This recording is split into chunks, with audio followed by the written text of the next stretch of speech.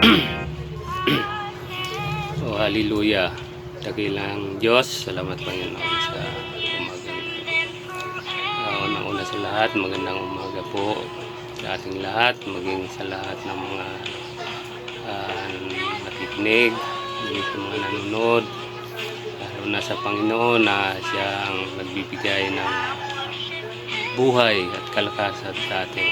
Maging sa mga pastor, salamat po dahil binigyan mo kami ng ganitong pagsasanay sa umagang ito. Bago po tayo magsimula at ibahagi ko ang talata na ibinigay ni Pastor Faith upang ating basahin at upang matuto at masanay tayong umarap sa kamera. Manalangin po muna tayo. Dakilang Diyos, maraming salamat po Panginoon sa umagang ito at patuloy kayong nagbibigay ka ng kalakasan, katagumpayan sa loob ng magdamag na ito. Salamat Panginoon na sa aming pagising ay taglay-taglay po namin ang kalakasan, katagumpayan at bagong buhay na yung pinagkaloob. Ngayong umaga Panginoon sa talata na aking mabasahin at ibahagi ko Panginoon sa ating mga kapatid, bagamat Panginoon, ikaw ang dakilang Diyos na bibigay ng karunungan, kalakasan at ikover mo ako Panginoon sa iyong kapangyarihan sa umagang ito. Kaya maraming salamat Panginoon sa iyong binabalik lahat ng salamat sa pangalan ni Jesus. Amen. Ito po ay aking ibabahagi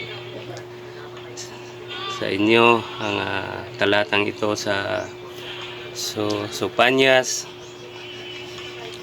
3 verse 17. Ito po, nasa piling mo si Yahweh na iyong Diyos, parang bayaning nagtagumpay. Makikigalak siya sa iyong kalwalhatian, baguhin ka ng kaniyang pag-ibig, at siya ay masayang aawit sa laki ng kagalakan.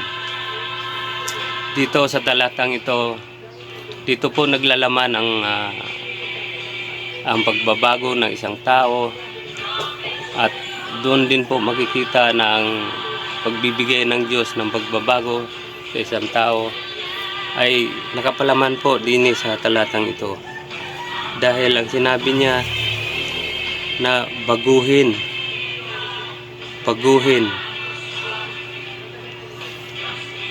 tayo ng Diyos dahil inibig niya tayo.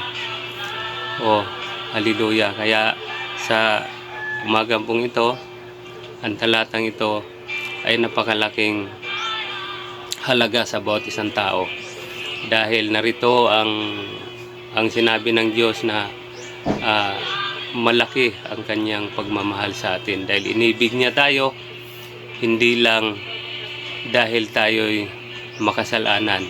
Inibig tayo ng Diyos upang tayo'y baguhin at bibigyan tayo ng buhay na walang hanggan. At patuloy na ang Diyos gumagabay sa atin kahit ano ang ating gagawing mga pagkakamali, pagkakasala. Nariyan ang Diyos upang tayo'y baguhin. Kanya tayong proteksyonan sa lahat ng ating mga ginagawa, sa lahat ng ating mga hanap buhay.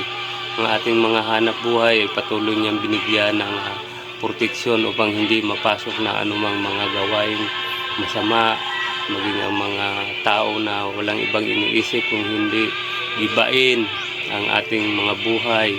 Nariyan ang Panginoon upang siya magbibigay ng proteksyon sa atin. Kaya sa umagang ito, patuloy lamang tayong magtiwala sa Diyos. Magtiwala tayo sa kanyang kapangyarihan at patuloy tayong sumunod sa kanya upang tayo bibigyan niya ng maayos na buhay, maayos na hanap buhay. Ang ating mga pangangailangan ay patuloy na tinutugunan ng Diyos. O gayon din naman kung hindi tinugon ay siguro mayroon tayong pagkukulang sa kanya, at patuloy tayong manalangin sa kanya, patuloy tayong lumunod sa kanya patuloy tayong magbibigay sa Kanya ng kapurihan at patuloy tayong sumunod sa Kanyang mga panghako. O hallelujah. Kaya sa umaga pong ito, ang ang sinabi nga po ng Diyos ay masayang aawit sa laki ng kagalakan.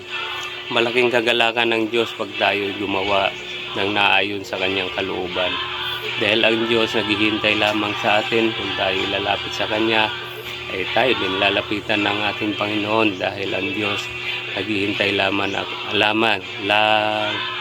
sa atin kung kailan tayo manumbalik sa Kanyang kalooban.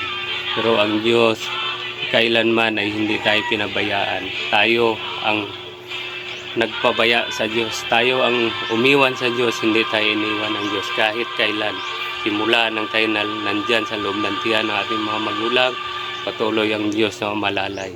Alam ng Panginoon kung tayo hanggang doon lang pag tayo inilabas o hindi man tayo makalabas tayo na tayo wala na, tayo kinuha ng Diyos dahil siguro hindi niya kalooban na tayo ay lumaki sa mundong ito na isang makasalanan. Kaya sa umaga pong ito, maging doon po sa Mateo 6:33, ang sinabi po din ay hallelujah, ay sa 6 verse 33, ngunit higit sa lahat ay pagsikapan ninyo na kayo'y magpagharian ng Diyos at mamuhay ng ayon sa Kanyang kalooban, at ibibigay niya sa inyo ang lahat ng inyong pangangailangan. Ay, napakabuti ng pangako ng Diyos sa atin. Patuloy talaga tayo na maglingkod. Ano man mga pagsubok, ay huwag tayong matinag, dahil ang pagsubok na yan hindi ibibigay ng Diyos sa atin kung tayo ay hindi natin makayanan ang mga pagsubok na yan. Binigyan tayo ng Diyos ng pagsubok dahil mahal tayo ng Diyos. Kaya sa umaga pong ito, magpasalamat tayo kung tayo magkaroon ng mga ganon, mga pagsubok, dahil ang pagsubok na yan ang daan upang tayo ay matutong lumakad sa tamang daan. Matuto tayo manalangin dahil dyan sa mga pagsubok. At ang pagsubok na yan ang pagpatatag sa ating pananampalataya sa Diyos. Kaya sa umagang ito, salamat po ng marami at napakabuti ng Diyos, at hanggang dito na lamang po. Salamat sa Diyos at God bless you all. Marami pong salamat. Kaya pray muna. Hallelujah. Dakilan Diyos. Salamat Panginoon sa mga talata mo na ibinigay mo sa amin sa umagang ito. Patuloy lamang na ikaw ang maghari. Ikaw Panginoon magbigay sa amin ng karunungan. Ikaw Diyos magbigay sa amin ng proteksyon sa lahat ng aming mga gawa. Ikaw ang manguna, pagharian mo Panginoon ang lahat ng aming mga lakad, proteksyonan po kami at ilayo mo po kami sa anong mga sakuna, problema, mga sikhalot Panginoon sa buhay. Ikaw magbibigay ng proteksyon Panginoon sa bawat isa sa amin. Gayon din po Panginoon ang aking pamilya at ang buong kongregasyon Panginoon ng Born Gospel Church. Patuloy mo kami balutin ng iyong banal na pangyarihan at humugasan mo po kami ng iyong banal na dugo. Patuloy po kami na magsama-sama upang ipagtanggol Panginoon ang iyong banal na pangalan. Patuloy Panginoon kami umaasa sa mga pastor na patuloy mong binigyan sila ng double anointing Panginoon. Ay salamat po ng maraming Panginoon dahil nariyan sila upang kami Panginoon ay patuloy na dalhin sa iyong harapan Panginoon, sa iyong bahay, panalanginan. Maraming salamat po Panginoon. Ito po ang aking panalangin sa pangalan ni Jesus. Amen. Thank you. Hallelujah.